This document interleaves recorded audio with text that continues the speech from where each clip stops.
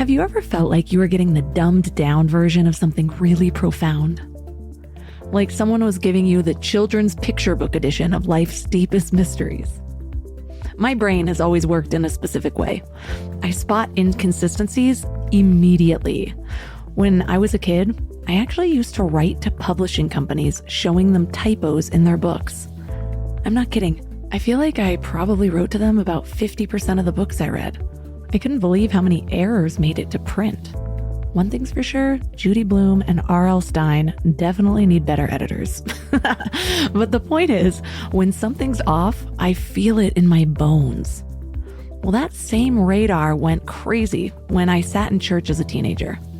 I'd hear the same surface-level interpretations of scripture over and over again, and I'd look around the room at everyone just nodding along. But inside, I felt this nagging sensation that there just had to be more. The stories we were being told felt like they were missing some crucial context. It was like watching a foreign film with subtitles that only translated every third line. Well, this feeling followed me well into adulthood. I would read spiritual texts and feel this electricity running through certain passages, sensing a deeper meaning just beyond my understanding. But whenever I'd ask questions, trying to dig deeper, I'd get shut down with, "That's just how it is," or "You just need to have faith," or "The Lord works in mysterious ways." Well, here's what most people don't realize. Many of the world's most profound spiritual teachings were intentionally written in layers. The surface meaning was for the masses, but encoded with deeper truths for those who were ready to receive them. Think about it. Jesus himself said he spoke in parables because seeing they do not see and hearing they do not hear, nor do they understand. So this isn't just ancient history. Today, an estimated 84% of the world's population identifies with a religious faith. That's over 6.5 billion people. Yet, how many of us are engaging with our spiritual traditions at the deepest level?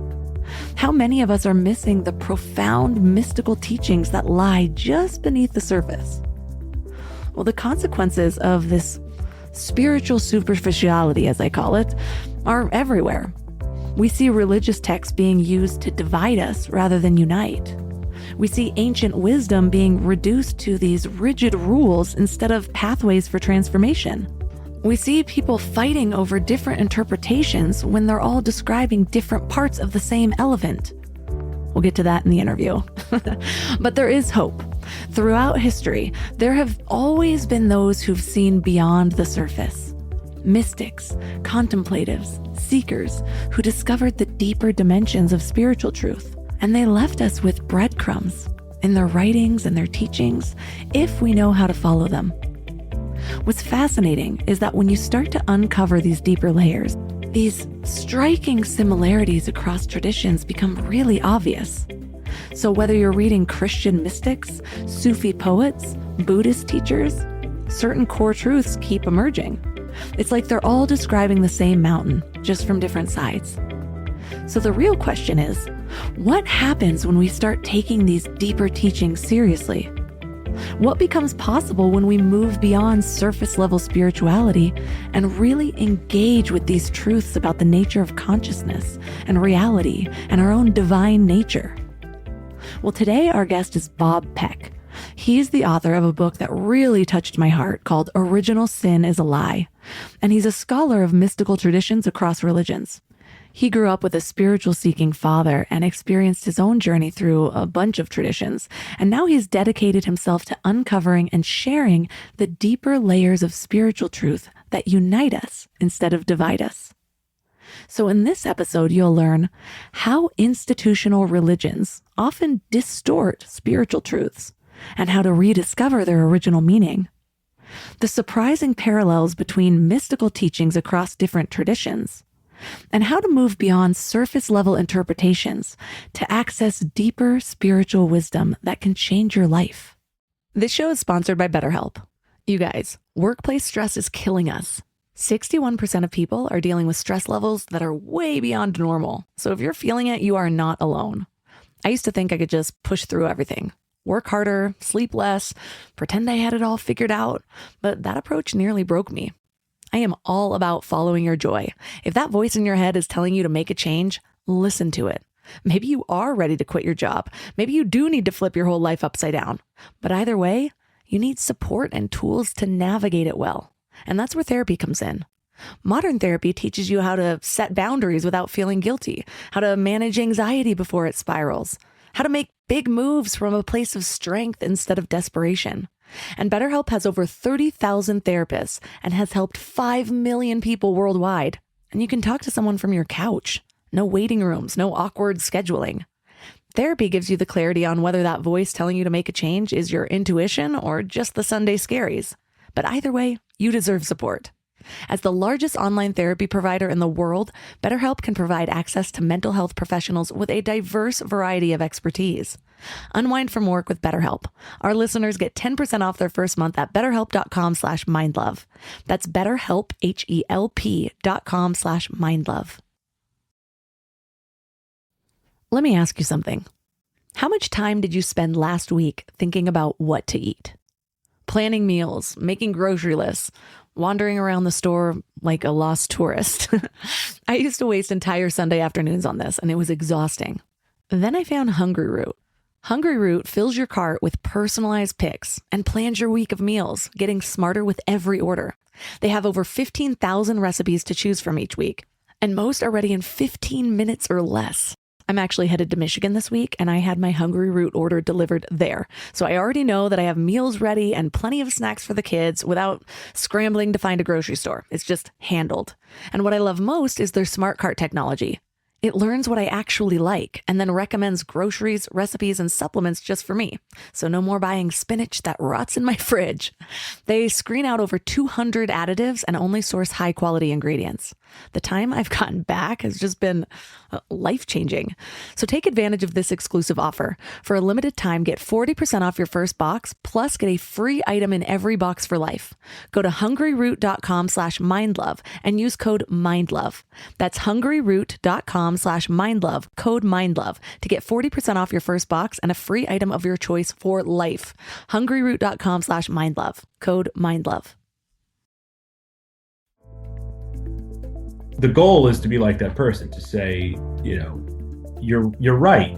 Christians, if you get joy and peace and love and purpose and, all these beautiful spiritual qualities from Christianity, that's your path. You don't have to leave it.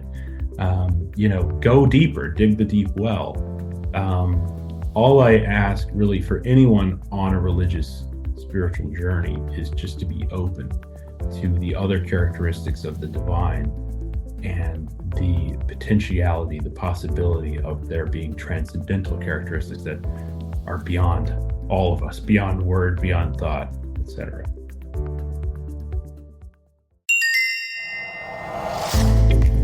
Turn up your frequency with Mind Love. Bite-sized brain hacks for seekers, dreamers, and doers. It's time to give your mind a little love with your host, Melissa Monti. I'm really excited about this conversation. I read your book 2 years ago, and I was just like, yes. And I ended up writing down pretty much every reference that you wrote in the book and purchased those as well. I found out about, probably won't be able to see it, the second coming of Christ from you. Absolutely amazing. It's been life-changing. It inspired me to get into Course in Miracles, which had popped up a bunch of times in my life, but I wasn't really ready. So excited about this. And I'm curious, what inspired you to explore the mystical elements of religion and how they shaped your understanding of spirituality? Well, it's a really great question. And, even to reference the books that you're pointing to, if all I am is a commercial for Yogananda and A Course in Miracles, then I'm doing my job. I'm happy to just be a billboard to the masters and the masterpieces. I'm really lucky. The book is called, as you mentioned, Original Sin is a Lie, which some people think is, means that I had this big kind of dramatic exit from Christianity, and that's not really the case. The title is just provocative because it's good marketing, and it's true. Original sin is a lie. No offense, Christian theologians, but um, yeah, I grew up basically with a kind of progressively open, spiritually, spiritual seeker of a father. My mom was kind of Easter Christmas Christian on my mom's side, so we would go Easter Christmas, but which I really liked. I liked to go to Episcopal Christmas Eve service and sing the songs with the family that we didn't know the words to.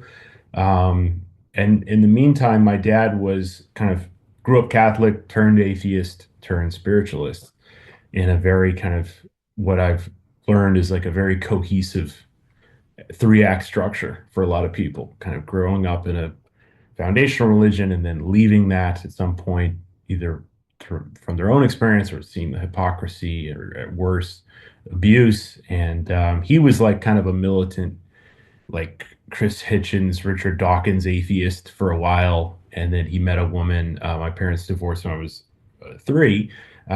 He met a woman who was a really special person, who was a Reiki healer and massage therapist and kind of ahead of her time in the 90s. And so he had, these books lying around.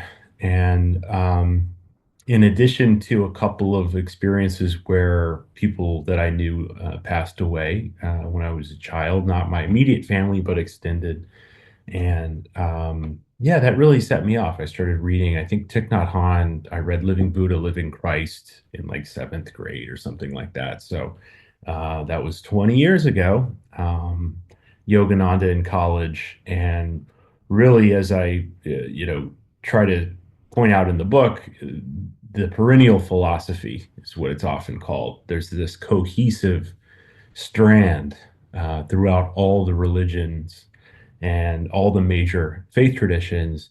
And that strand of cohesion is the mystic philosophers. The institutions are different, There's a book by Stephen Prothero, who's a religion scholar, called God is Not One. And he basically kind of corrects this kumbaya notion that all the religions are the same. And, they are different. It's very true. They have different methods and concepts and takes on God, etc. But boy, those mystics, there's men and women throughout history, as you know, Melissa, that have broken the veil, kind of to use that term. And ultimately, their teachings are the same. Their teachings are that we all come from the divine. We have the divine in our hearts, and every being has that same, fractal, if you will, of the one. And so that's just always fascinated me. And it's a real joy to study the mystics and contemplate their teachings and try to integrate them. I always had this hunch. It was like this pull that at the basis, the truth underneath any distortions, it's going to be really aligned or the same. And yes, some people have slightly different focuses depending on their life experiences and what brought them to that moment or that understanding. However, the truth is the truth. And I know I almost want to argue against myself in my head, like, well, there's the subjective truth and there's like our senses and all this, but no, like the basis of reality. And I just always had this feeling. And I remember when I was searching, I didn't really know how to search, how to go deeper. I mean, it took me years to come to the understanding that I am now, because it was like you had to like read a book and then somebody mentions something. I mean, when I was in high school, we were still dialing up internet and everything. It just wasn't quite as easy as it is now to access things. And even so, when there's a predominant narrative, it's hard to get past that. Like, I mean, we've all tried searching medical information on Google and we get the first 55 pages. It's like clearly one narrative when I'm just looking for the recipe for a holistic garlic thing. But what I started to find is at the surface level of everything, Yes, everything seems so different. But when you start to get to the heart of what Jesus was really saying, what Buddha was really saying, before all of the laws and the fear, it is remarkably similar. And I know part of what we cover in your book is how institutional religions often distort spiritual truths, which is not something that religious people want to hear. But can you share an example of where you've seen this happen? Yeah, absolutely. It's a great point. And I love your comment there.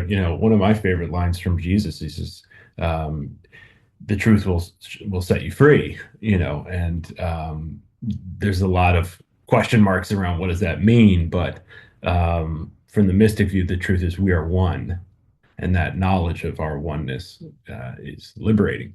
Is how that would be something that Yogananda would quote, and that's like its second coming of Christ type of interpretation. A really great example, I talk about this in the book too, about in the Hindu concepts, there's this term called the Avatar doctrine, which is this idea that um, in the kind of cycles of reincarnation in which all sentient beings are dancing through the cosmos. Every once in a while, you'll have a human being who is done. They're finished with their need for material incarnation. And that is what is called enlightenment. It's called atonement. There's all these different terms for it, awakening and so on. In my view, Buddha, really kind of my big three, and they're not just mine, but they live in my heart, which is Buddha, Krishna, and Christ. It was a real joy in the book to kind of look at their teachings very deeply and compare them. And to your point, when you get beyond the institutional later contributions, things like original sin, et cetera, when you strip away those kind of later components, it's very similar. Buddha talks about having radical compassion. He has a really good line where he says, cultivate a level of compassion for every being like a mother loves her child. That's the most powerful kind of love in terms of relationships that you can have. And at the same time, Jesus says, love your enemies, pray for those who persecute you. So they're both kind of smashing this kind of standard cultural idea of what love is. You love me, therefore I love you. No, the masters are saying capital L love is actually transcendental to condition. So that's a big one. I think another thing that's interesting about them, to your question more specifically, is that a lot of people understand Jesus was a Jew, um, which not all Christians seem to be aware of, strangely, but he sure was. He was an ancient Jewish teacher. And Buddha was, essentially a Hindu prince. Hindu is a modern word, so it's not quite, it's an anachronistic to say that, but he was of a Brahmin caste in ancient India. And so what both of them are doing in their kind of last lifetime, if you will, is that they're both correcting the religions of their day. So in Jesus' day, he's calling out very often, he's calling out the Pharisees. So the Pharisees were kind of the rabbinical Jewish teachers. They knew the law, they studied the code of conduct in the Torah, etc. And he calls them hypocritical at times. I could go into much more detail there if you want, but essentially he tells stories. The parable of the Good Samaritan is the best example, where he essentially says that the Jewish priest sees the man who has been attacked by robbers on the side of the road, and not only does he not help the man, but he crosses the road and keeps going on the other side. The same thing with the Levite, who's kind of a priest assistant within the Jewish religion. Why do they do that? Well, because there's very ancient Jewish law around touching a dead body can make you unclean, and that can bring repercussions for you and your community, et cetera. So they just said, that guy looks dead, I'm going to keep walking. And he uses the example of the third person, which is a Samaritan, who in that period was actually this is scholarship, a despised ethnic outcast. The Samaritans and the Jews, ancient Jews, did not like each other. They had fought in a war centuries prior. And the Samaritan does not follow those rules. What does he do? He has his donkey. He picks up the man who's injured, by the way, he's still alive, brings him to an inn, pays his own money to the innkeeper to give the guy room and board and heal him, etc. He says, if there's anything else, I'll be back tomorrow to cover the difference. And Jesus asks the man who had asked the question about good neighbor, who was the good neighbor here? And they say the third one, which some scholars will even say they say the third one, not the Samaritan, because they might have been culturally unwilling to admit that a Samaritan would do the right thing versus the Jewish leaders. So that's a great example of his kind of radical teaching style to call out what I think in his view had lost that divine spark of human connection, human empathy and love, etc. And More so about that, law and less about love. exactly, it just got wooden and rigid and prevents the right action in situations in a practical way. Buddha does the same thing. Buddha was very he would call out the Hindu priests, the ancient Vedic priests, in similar ways. There's a great example where he is confronted about. He comes up about. There's a lot of stuff in ancient Vedas about fire rituals, and kind of burning things and rites and so on. And there was a lot of, stumbles on to kind of this discussion about how we set up the fire and the angles of the wood and all this stuff. And he's kind of sick of it. He goes, look, the fire is anger. The fire is lust. Don't worry about the sticks and the shape they're making on the ground. You're missing the point here. And so, they both have that quality. And this isn't unique to them. This is what all really the mystic masters, men and women throughout history who break the veil, they kind of have this playfulness. They have this lightheartedness at seeing kind of the hypocrisy and the egotism of that rigidity of the religious institution. And so I'm happy to point to them and their teachings in a historical way.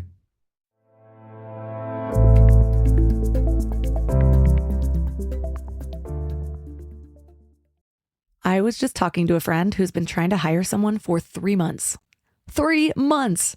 She's been posting on random job boards, scrolling through resumes that make no sense, getting ghosted by candidates. It's a mess. When it comes to hiring, Indeed is all you need. Stop struggling to get your job post seen on other job sites. Indeed's sponsored jobs help you stand out and hire fast. With sponsored jobs, your post jumps to the very top of the page for your relevant candidates so that you can reach the people that you want faster. And it makes a huge difference.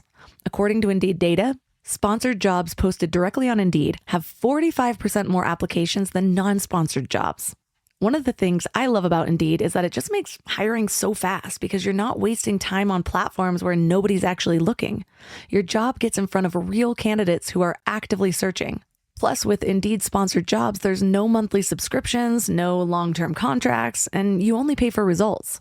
How fast is Indeed? Well, in the minute I've been talking to you, 23 hires were made on Indeed, according to Indeed data worldwide.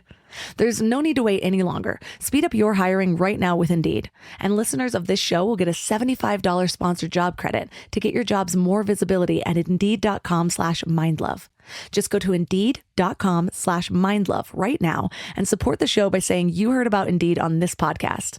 Indeed.com/mindlove. Terms and conditions apply. Hiring? Indeed is all you need.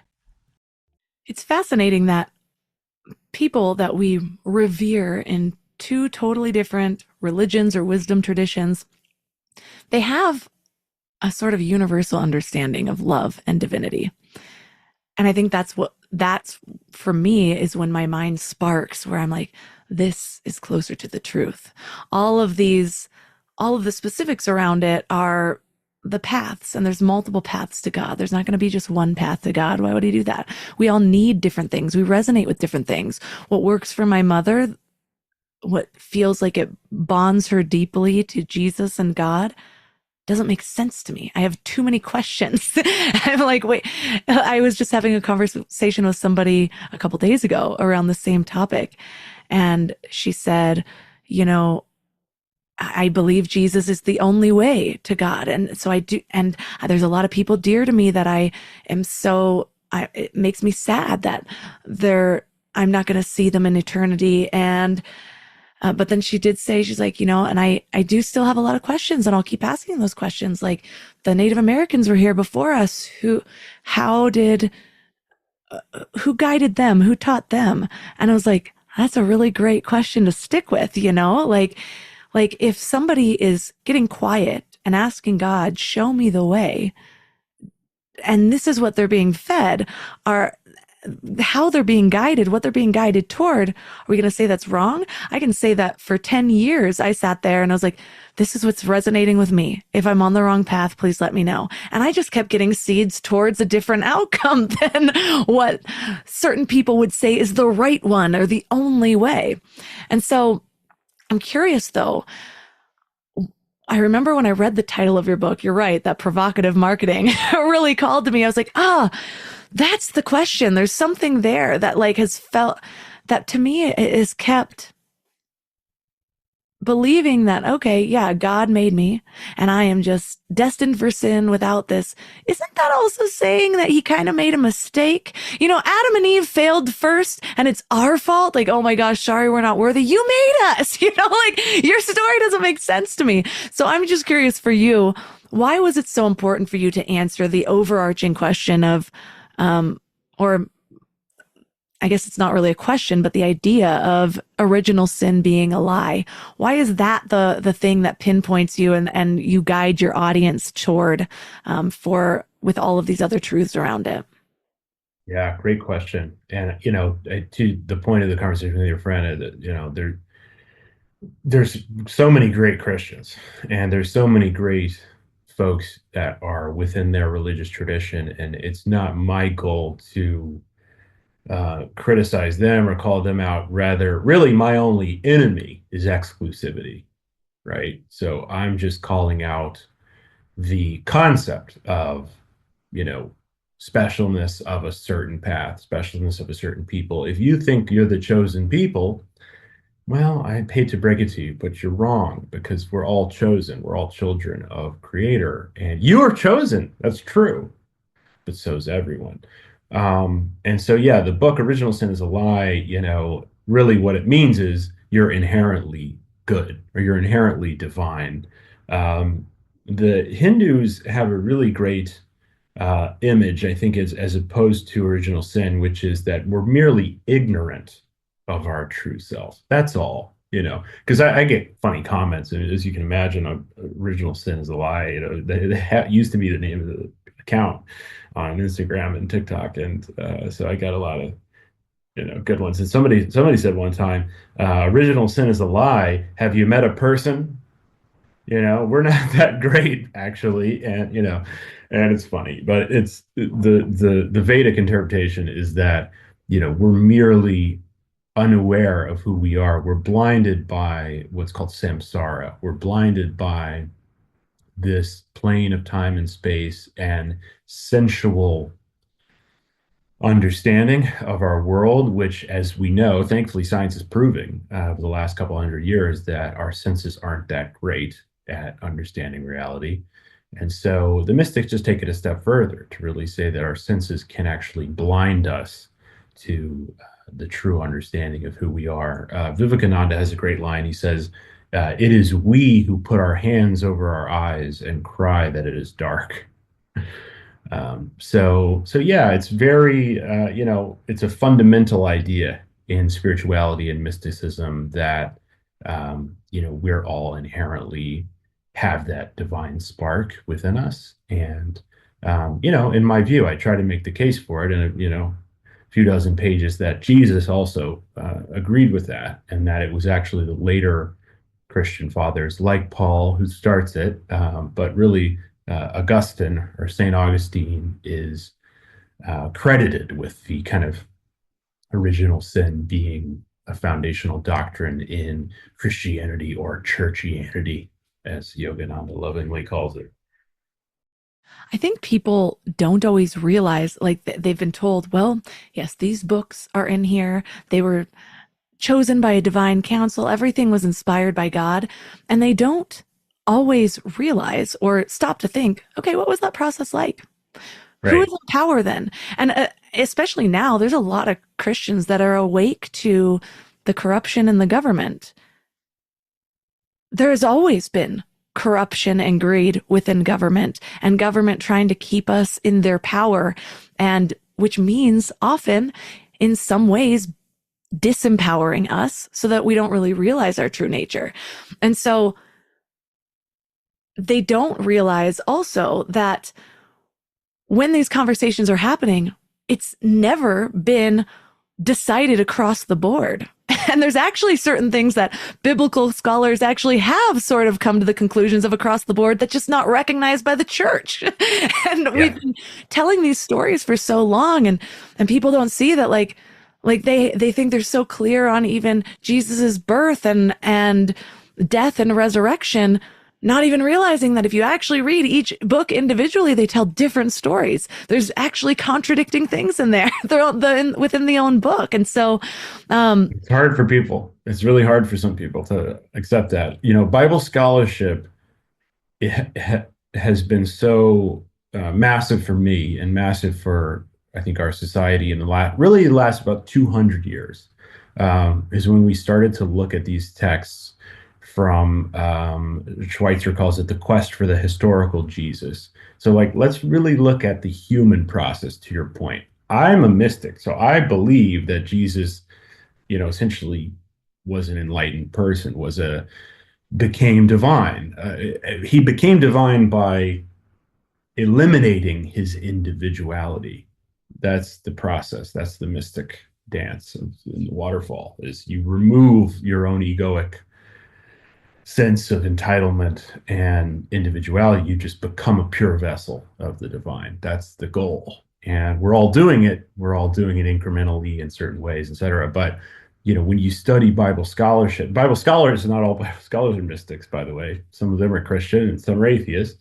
Some are crazy mystics too. But to your point, there's a really funny line. It's not in my book actually, but I made a video about it. About one of the first letters of Paul is Galatians. He's writing to the people of Galatia.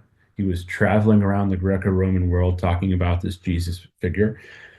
And it's one of the first letters, and it's one of the first lines in Galatians, where he basically says, how dare you, people of Galatia, listen to other people talking about Jesus when I'm the one who came to your city and baptized you in the name of the Lord, and so on.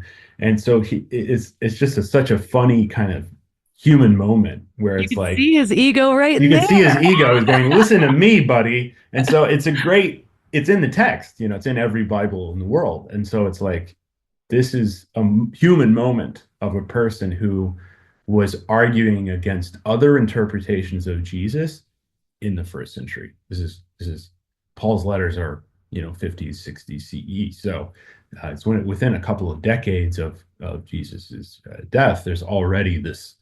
Sometimes scholars call it early Christianities because they were so diverse. A lot of people also assume that the sacred texts were written in one piece, not realizing how much time. Or that Jesus wrote them. I didn't know that, but somebody even said, yeah, some people think Jesus wrote the Bible, which is not quite the case. What have you discovered about how the texts have evolved and changed through the different authors and time periods? Yeah, it's one of my favorite subjects in New Testament scholarship, is that, we have basically there's 4 gospels in the New Testament. The order narratively is Matthew, Mark, Luke, and John. But from a scholarship standpoint, there's a consensus that Mark was the earliest gospel. So you have Mark, Matthew, Luke, and John. The reason Mark is the second in the book is because Matthew has a birth narrative and Mark doesn't. So Mark, we just come in on him getting baptized by John the Baptist as an adult. Well, Matthew and Luke have the great nativity stories that have so many different kind of prophetic moments to it, the story of Christmas, etc. But when you look what scholars do, it's called vertical reading, right? So the way that Christians and religious people read the text is they read what's called horizontally. So you start at the first line of Matthew, you read Matthew A to Z, Mark, Luke, and then John. And it all sounds kind of similar, when you read it like that. This guy is walking around and he's teaching, and then he gets captured and killed, and it's all pretty similar stuff. Well, what scholars do is they take the same event, which, by the way, almost no events are in all four gospels. Most are in two, a few are in three. Some are in one. And you look at that same either plot point or teaching story, and you compare them. And you just say, what are the characteristics of this story versus this one versus this one? I do it a couple of times in the book. It's, I tried to write more of like somewhere between pop spirituality and religious textbook. It's kind of neither. It's a little too dense for the pop spirituality book crowd, and it's kind of too lighthearted to be syllabus material. But so hopefully that's what I wanted to do, was kind of end up somewhere in the middle. But anyway, I do it with, for example, the parable of the banquet, the great banquet. It's the wedding invite. Essentially, we have the same story that Jesus tells. He tells it in Matthew, he tells it in Luke, and he also tells it in this other gospel called Thomas, and Gospel of Thomas, which I'm sure you're familiar. And if your listeners aren't familiar, highly, highly recommend the Gospel of That Thomas. one's my favorite. It's incredible. And it's another great component. I'll come back to the parable comparison here, but it's another great component of the humanness of the Bible's formation, because it's very early. It's a sayings gospel, meaning that it's 114 sayings of Jesus, just rapid fire. It's just Jesus said, da, da, da, da, da. And we didn't have it until about 70 years ago. We found scraps of it about 100 years ago in a garbage dump in Egypt, in ancient kind of where there's a lot of ancient texts we found. We had scraps, but we also have for all this millennia, we've had letters of the church fathers saying, this one's legit, this one isn't, this one's legit, this one isn't. And so we knew Gospel of Thomas existed. Well, we found it. A shepherd in Egypt, it's called the Nag Hammadi Library, the Nag Hammadi codices. They're not actually scrolls, they're books that were found under a boulder in these jars. It's about 50 different texts, and the Gospel of Thomas is one of them. It's extremely important. It's very early, and because also about 40% of Thomas has parallels in the New Testament, four New Testament Gospels. What's interesting about them, to come back to the comparison between Matthew's version, the Matthean author's version of the Great Banquet parable, the Lucan author's version of the Great Banquet parable, and the Thomas author's version of the Great Banquet parable, is they are different. Thomas is the simplest, and that's the case in all of the parallel material. Thomas is the most threadbare versions of the teaching, which you could easily imply, and scholars do imply this, is a healthy debate about this, but some scholars believe that means that Thomas was first. And so Matthew and Luke's authors are taking some of Thomas and expanding on it, because the parable itself is essentially what it is a king, a rich man, tells his servants to go invite people to this great dinner. And it's really short in Thomas. They go out and everybody's busy. All the invitees say, oh, thanks for the invite, but I have my business to run. Thanks for the invite, but I have a family thing, I can't come. And Thomas, the servants go back to the king, the ruler, and he says, okay, well then just go invite everybody and bring people out in the streets. And that's pretty much it. In Luke, it becomes more socioeconomic. When the servants go back to tell the ruler, he says like curse the business owners and curse the rich people. That's a big theme in Luke, is kind of poor, is the advocacy of the poor gospel. Whereas in Matthew is much more sectarian Jewish gospel. It's concerned with the law. The Jesus in Matthew is much more concerned with the prophets in the Old Testament, etc. That's where you get when at the end of that parable, the ruler curses everyone else who's not on the invite list. Specialness comes in. The line "weeping and gnashing of teeth," which is like a kind of a image of modern, hell's conception. That's in Matthew, not in Luke, and not in Thomas. So they're different. You can literally, in my book, you can read the three of them back to back, or look online. But it's extremely revelatory when you make these comparisons, and it's a lot of fun because you can see what the aims of each author are and what they're trying to get across for their unique audiences and unique communities. Yeah, I've read probably like about 12 of Bart D. Ehrman's books. And I really love You're a how pro he then. breaks things down. Yeah. I love how he breaks things down. And I also like to make sure that because I believe that we're fractals of God. We've each come here for a unique experience to gain a little bit of a different understanding. We value diversity in so many ways, except for diversity of thought. We all have to agree on the same thing. But what if that's the very point? What if we're supposed to come here and I'm supposed to think a little bit differently? And even when I feel like I found my soul sister, soul brother that's aligned with so much, I better have at least one unique perspective because then what am I doing here? What am I adding to this existence? Why did God also want to experience the world through me? And so when I am reading a bunch of Bart D. Ehrman's books, which has been so eye-opening, I also want to read like Marcus Borg, where Bart Ehrman went in and he was very Christian, and then he kind of red-pilled him and he's like, hold on. And now he doesn't identify with that as much. Marcus Borg, similar, but he came out with a different outcome.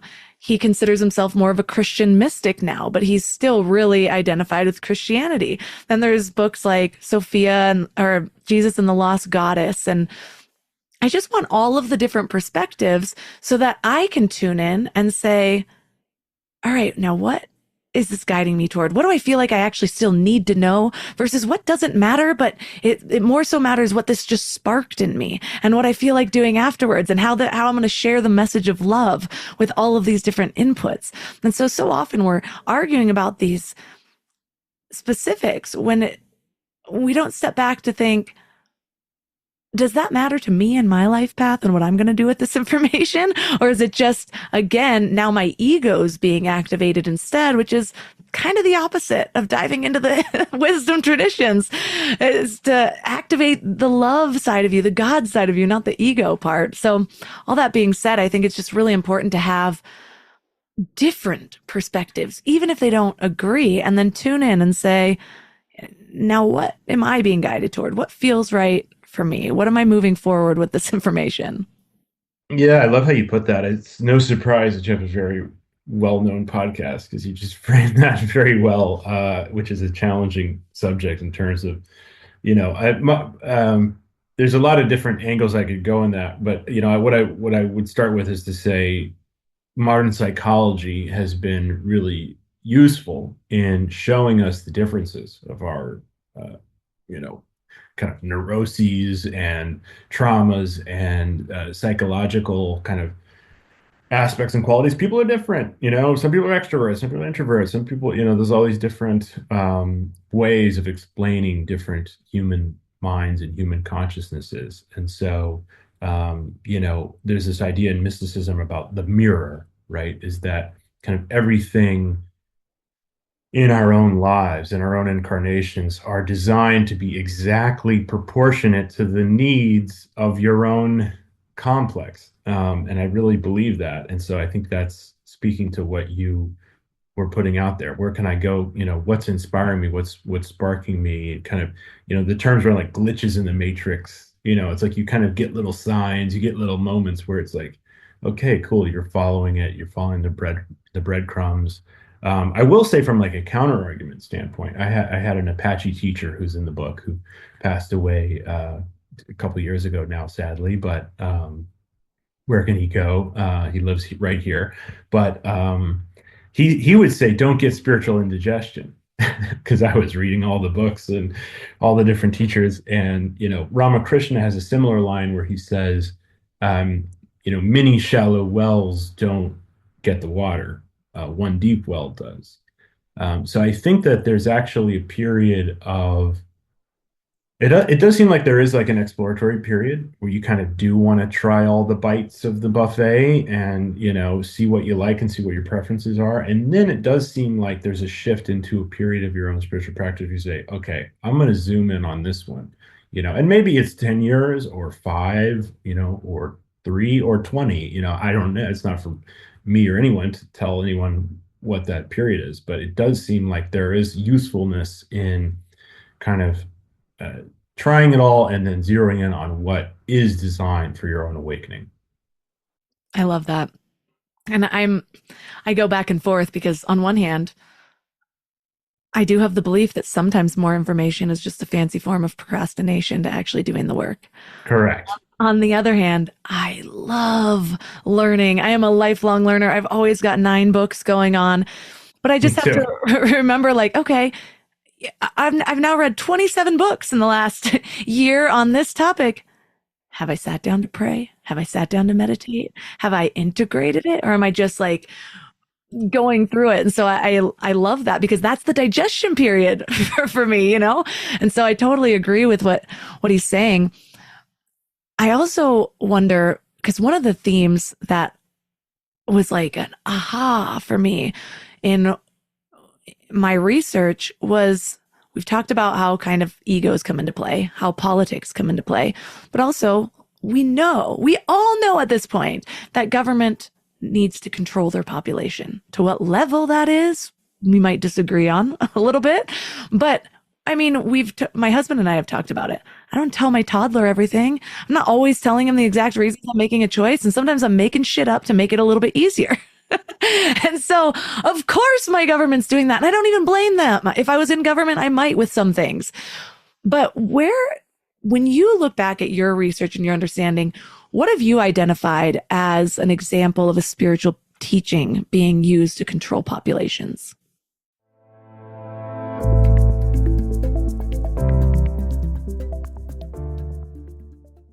What have you identified as an example of a spiritual teaching being used to control populations? Oh man, that's a good one. We were talking earlier about like the perennial philosophy that connects to religious traditions, right? So every major faith tradition can essentially be divided into two. Most of them can be divided into much more than that. But just for simplicity's sake, you have the exoteric, which is the institution, and you have the esoteric, which is the internal. That word esoteric has kind of become a popular kind of descriptor of a lot of spiritual paths and techniques, etc. But really, all it means is the esoteric traditions don't need mediators. You can access Rumi has a great line. He has a million, but he says, "I searched for the divine in churches, temples, and mosques, and I found the divine in my heart." That's really sums up the mystics. It sums up the esoteric tradition in every religion, whereas the exoteric is the institutional. What happened a couple hundred years ago is that when science, kind of contemporary science, took over from religion, the religions reacted in a way where they either became more exoteric or more esoteric. The kind of prevailing systems of that period a few hundred years ago, that's where we get Amish. That's where we get Wahhabism, which is the kind of precursor to modern day Islamic fundamentalists. Really staunch, kind of Handmaid's Tale stuff. Religion went into like, let's really be rigid and secure because science is wrong and they're trying to disprove us, etc. or the mystics. A lot of people kind of veered off in the other direction, where they said, we're disproving things about religion, but there's also transcendental information beyond science, beyond matter, beyond the material that aligns with my own experience. And so yeah, I mean, I think the the exoteric traditions, the institutions aren't all bad necessarily, and that's speaking as a mystic. Historically, they're the ones who killed the mystics. So from a historical standpoint, the Inquisition, that's the exoteric institution. But as a whole, community is okay. It's all right to have fellowship, is the term in Christianity. Satsang in Hinduism, Sangha. In Buddhism, it's okay to have a group of people trying to figure it out together. In fact, it can often be useful. But you just got to be aware that egos are involved and power is involved. And I think especially within kind of spirituality and religion, that specialness component can come in so quickly that, I'm God speaking to me, and it's like, okay, be careful. Be careful with any of those kinds of actions and phrases, etc. Why do you think institutions often reject their own mystics, even? Well, ironically, sometimes centuries later, they'll re-embrace them because at the time they were unpopular. There's a really good one that I reference. He has a Christ-like narrative where his name was Mansur al-Hallaj, who was a very famous Sufi saint, and Sufis are the mystics of Islam, who I love. That's Rumi and Hafiz, and there's a ton of the mystics are always the writers and poets and musicians, and kind of they're why they're my fave a little bit, is they're so playful with the cosmic dance. But Mansur al-Hallaj was one of those. He was a Sufi teacher, and the existing institution at that time was not crazy about him. They gain followers kind of on their own, which is a threat to power. He specifically, Hallaj, I hope I can get this correct. He said Anal Haq in Arabic, which could translate in English to like, I am divine, right? And it's that distinction between what the institution thought he was saying was he's God, so let's kill him. And his followers basically said, no. It's a term called fana in Arabic, which means annihilation. He was saying that to his followers, he was saying that I am divine because I've removed all of, again, the individuality. I've erased my individuality and I've just become a vessel. And he was killed. He was famously, the image of his life and death is he danced to the gallows in chains, because he was so, and he had entered that space of transcendental kind of ecstatic awareness that it didn't matter. He had accepted his death. Jesus on the cross, forgive them, Father, for they know not what they do. When you break the veil, it's not that big a deal, what's happening to your body, what's happening to you in the world. So, I think the short answer, that's a long answer. The short answer to your question is they're a threat, because there's a liberation to that, and they want to control as opposed to free people. Yeah. And that's my main new understanding is that Jesus was showing us the way. I am the way, the truth, and the life. Yeah. But as a path that this is possible for us too, not an exception. And we turn a blind eye at these.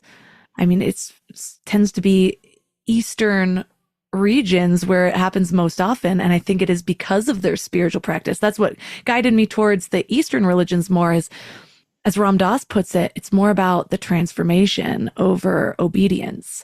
And I want a transformation. That's what I came here for. And I can feel the pull. And no amount of fear is going to stop that, because even as a child, I could feel that. I'm like, no, there's got to be something more. I've got to be able to feel this. And so to those in power, those that are profiting off of our obedience in whatever way that is, even if they fully believe everything that they're teaching, there's still power in that to show everyone that no, we just need to tune inward that kind of, I mean, it removes our reins a little bit, takes off of our chains of needing them as much as they'd like us to, I think.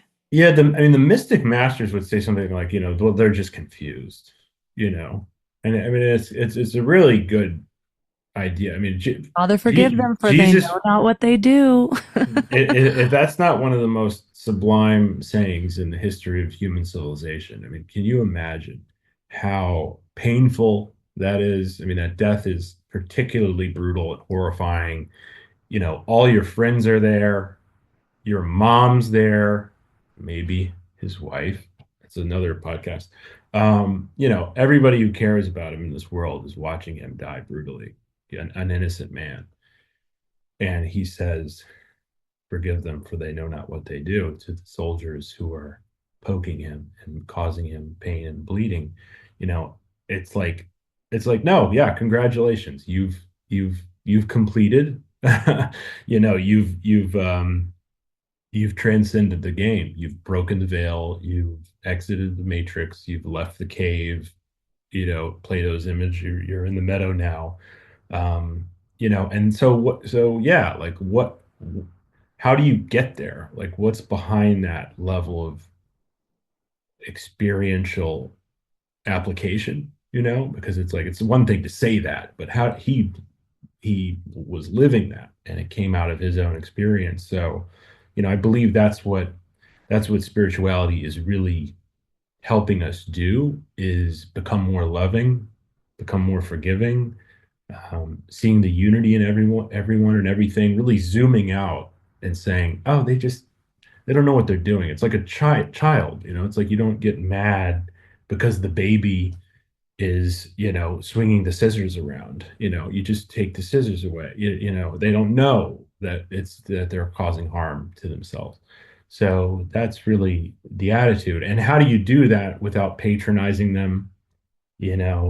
Kind of, I'm so high and mighty and they're so low, and they don't understand. No, you do it from a place of, again, that Buddhist kind of motherly love. Can you have that sense of motherly compassion for every being? It ain't easy, but it seems like that's how the shackles come off. There was another point you brought up in your book that I ended up diving deeper into, but you talked about the Gospel of John's use of logos and how it parallels concepts like Tao and Taoism, Brahman and Hinduism, which, by the way, when I really understood more deeply about the Tao, which I got from Ram Dass, man, I needed that visualization. I needed that understanding to grasp certain things. But my point being, when I went to look up the verses that may have spoke to this, some examples are like John 1:1-3. In the beginning was the Word, and the Word was with God, and the Word was God. He was with God in the beginning. Through him all things were made. Without him nothing was made that has been made. And I'm sorry, but if you think that there's just one obvious, straightforward interpretation to that, then you're nuts. You've just been told the same thing too many times. You could sit there and take little pieces of that and spin it 100 different ways, depending on your experiences. I know what I believe. I've gotten a lot from the second coming of Christ. I love his identification of what is word. Word is intelligent vibration plus meaning. And those two things are the basis of all creation. And that calls back to the quantum physics. And to me, that's the one that makes the most sense. But we're just told in Christianity, oh, word is obviously Jesus. Yeah, because that's a common nickname for someone. Like, right. It's just, the Logos. It's just funny. We're told. That carpenter. Yeah, we're told the basics. If we've been going since we were younger, we get the bare basics from pictures of Noah's Ark and all this stuff. But it's like, no, sit there. Allow it to unlock something in you. See what arises. Jesus talked about how he spoke in parables. And why? Because it's just like we learned in marketing. You don't try to be confusing. You speak through stories because stories are what moves us. That's what behavior changes, not just all the facts. And so why would he give us a literal Bible if his whole life was around parables and saying things in such a way that it unlocks different interpretations for each person? Absolutely great point. Yeah, you mentioned that line a couple of times now, John 14:6, which I think of all the Christian comments on my videos over the years, content over the years, that's the most common one. And so it's kind of like that's like the knee-jerk reaction to the Buddha is cool, or hey, check out Lao Tzu and Taoism. Well, but John 14:6, buddy, it's almost like this excuse for exclusivity. And it's such a bummer, right? Because it's like, oh, you're stuck on this English translation of Latin, of Greek, of Aramaic. I mean, Jesus spoke in Aramaic, and the first Gospels were written in Greek. So that means that the very first written versions of the New Testament were already a translation. And this isn't, this is Bible scholarship. It's not like I'm just this crazy guy on the internet. Like this, most of what I've said, hopefully, can be fact checked by academia. So there's a translation issue with these verses, to your point, in terms of like validating the need for contemplation and bringing in the need for contemplation on what does that really mean beyond what a couple of white guys in America wrote in the 70s, to like the NIV to translate the KJV. The way that I respond to John 14:6 is similar to how you were kind of reading the Logos line. And there's a couple of reasons. If you don't mind, if I'll contextualize this one briefly, because I've gotten good at it over the years, which is, one is the translation piece, but two is it's useful in studying these teachers historically too. And Yogananda will add to this, other mystics will add to this. Scholarship isn't quite there, but it's getting there, which is that whoever the teacher is talking to in the story is actually very valuable at helping us understand the meaning. So when Jesus is speaking to very large crowds, for example, Sermon on the Mount, it's pretty direct. It's pretty literal. Blessed are the poor. Blessed are the peacemakers. He's simplifying it as easy as possible for a large amount of people that don't know him. Secondarily, you have small groups or kind of like a single questioner in a small group, and that's really typically where the parables come in, is when he's giving the answer in the form of a story. That's critical thinking, to your point. The third, contextual audience circle, if you will. You have the large crowds get the little direct, kind of small groups, or the questioners get the parables. The third group really is the disciples. And so the disciples are people that are living with the master. They're traveling with him. They're studying, they're fasting, they're meditating, they're praying all the time. They understand him better than everybody else. They ought to, or they should. And John 14:6, he's specifically speaking to the disciples. He says, I am the way, the truth, and the life. So early, I am is, when you're from Exodus, that's the answer that God gives to Moses when Moses asks the burning bush, the mystical experience. He says, what are you? God says, I am what I am. So I am is very powerful. It's beingness, essentially. Eternality of beingness. And Jesus says, I am the way, the truth, and the life. No one comes to the Father except through me. Earlier in John, this is the last piece here. Earlier in John, he also says, before Abraham was, I am. Abraham's the ancient founder of Judaism, right? So he's not talking about this carpenter body from Nazareth. How could he if he was before Abraham. The body of Jesus wasn't before Abraham, but the eternal consciousness, the awareness, the unity consciousness of unconditional love and seeing all as one. That's the I am. And I would even go so far as to say, and it's true, that is the only way to the Father. The only way to the Father, to heaven, is through identifying with the I am unity consciousness of unconditional love, which he did. So there is truth to what he's saying, but it requires that level of like symbolic spiritual language, understanding of the disciples and their proximity to Jesus, and knowing who he truly was when he was referring to himself in these ways, using terms like I am. And then the last thing about 14:6 is, which I can never reply in Instagram comments to contextual that I saw this. The last thing is, a lot of mystic teachers use this kind of language. The Buddha says, I am awake. Krishna has a whole couple of pages in the Gita where he says, I am the fire on the funeral pyre. I am, I am before, during, and after. I am the ocean. I am the elementals. He identifies with all these different things. He's not talking about Krishna, the Hindu king. He's talking about his level of awareness and kind of veil breaking unity consciousness. So understand, I think what I would summarize all this to say is like, the real beauty for me is in understanding the scholarship on one hand and understanding the mystical and spiritual symbolic teachings of this stuff in an experiential way. When you have both of those, you're able to interpret this stuff better. I'm not saying that my interpretation's right or always right. I feel like just as much a student as anyone. But at the same time, I know how the humanness of the Bible.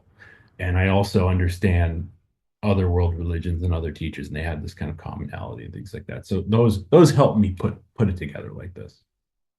I agree completely. I am is a phrase that's used quite a bit, even if I'm not sure if you've heard of Paul Selig, but he has a bunch of channel texts on the show a couple of times. Awesome.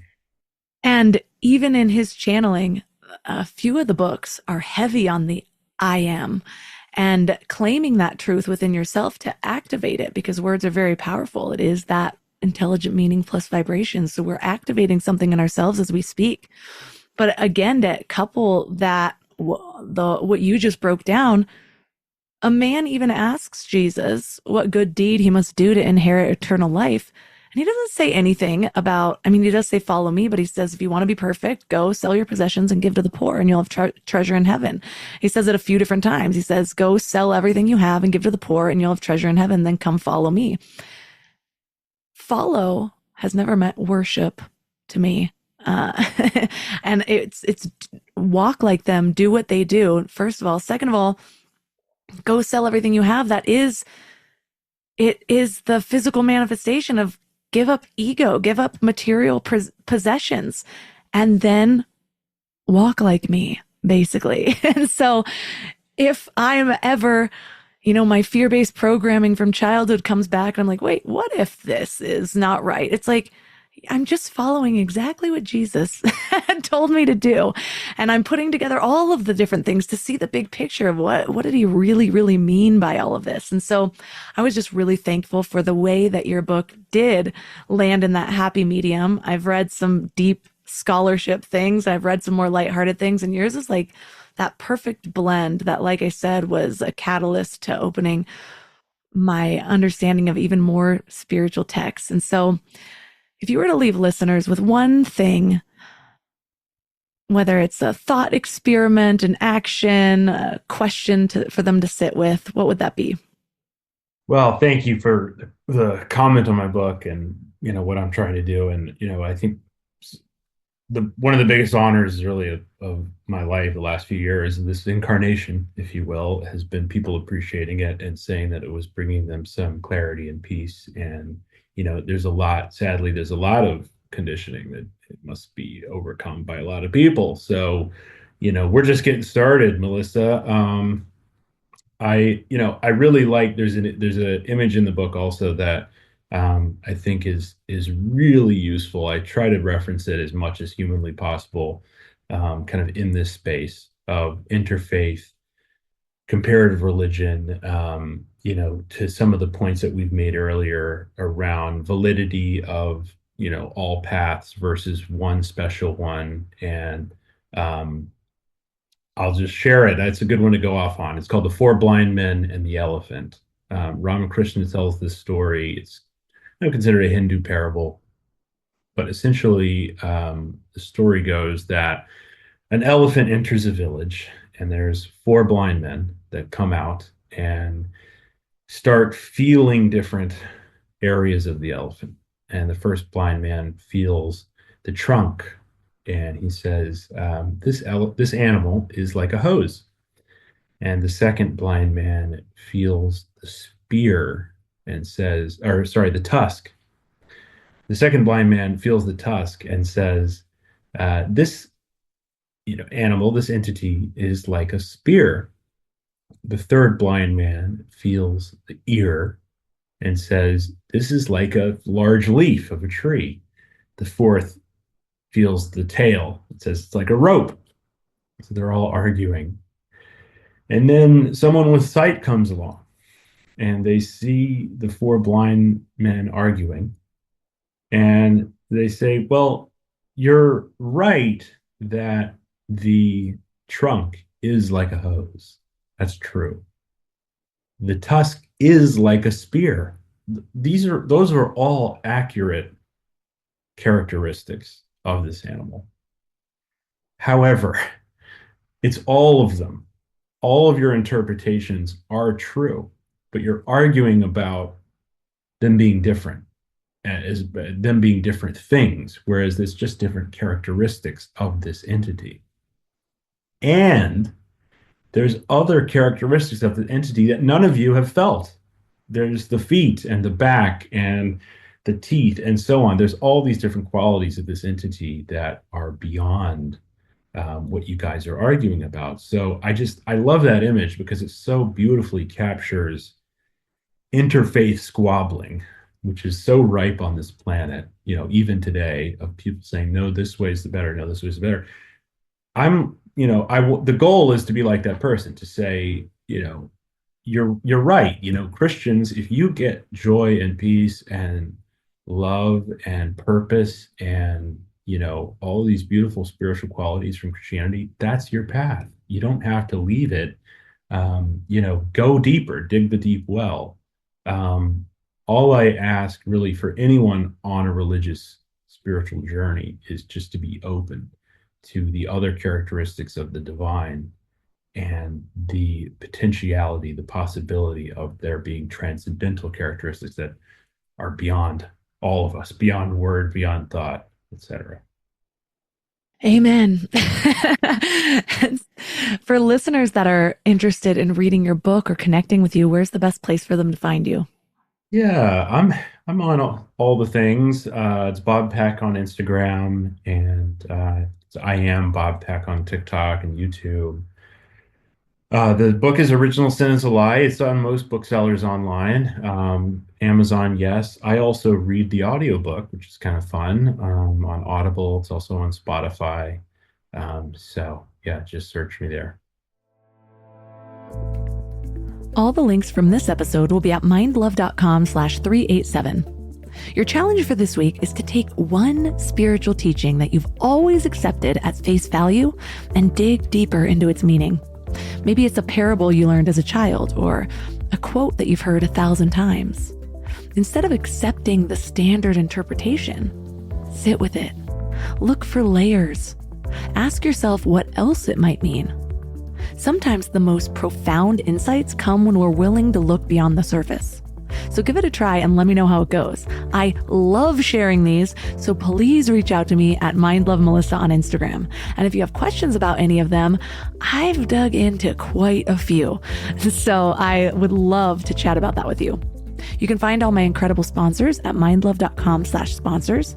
And if you're not already part of the Mind Love Collective, We have some really exciting things coming up, and members of the collective will always get special discounts. And right now, the program is still only $120 for an entire year of growth. There's a new focus every single month. Many people just wrapped up Vision, but whenever you start at number 1. You can catch up with us. You can go at your own pace. I've designed it to work flexibly the way you work in your life so that it's not another failed goal. The value inside is worth 10, 20 times the cost of the entire year. So it's truly the best time to join our community of seekers and expand our consciousness together.